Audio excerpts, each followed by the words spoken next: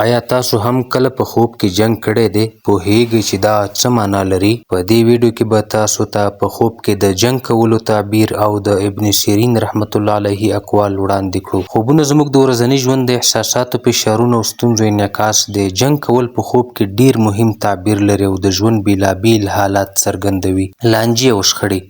که څوک په خوب کې جنګ کوي، دا ښیي چې په ژوند کې به د کورنۍ، ملګرو یا همکارانو ترمنځ اختلافونه رامنځته شي. دروني کشمکش. که جګړه د زړه دننه وي، دا د نفس او هوډ ترمنځ مبارزه څرګندوي.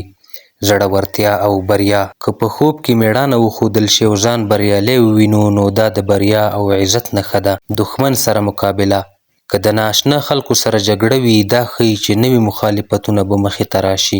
غوسه او فشار. که جګړه بې دلیله او زیاته وي، دا د رواني فشار او غوسې نښه ده. ابن سیرین رحمت الله علیه وایي، که څوک په خوب کې د چا سره جنګ وکړي، نو دا د اختلاف او دښمنۍ نښه ده. که څوک د وسلې سره جګړه وکړي او بریالی شي، نو په ژوند کې به دښمن پرې شکست وخوري او عزت به ترلاسه کړي. که څوک د خپلوانو سره جګړه وکړي، دا د کورنۍ ترمنځ د شخړې نښه ده. په لنډه توګه په خوب کې جنګ کول د شخړې، دښمنۍ او فشار نښه ده. خو که ځان بریالی وویني، نو د عزت او بریا علامه ده.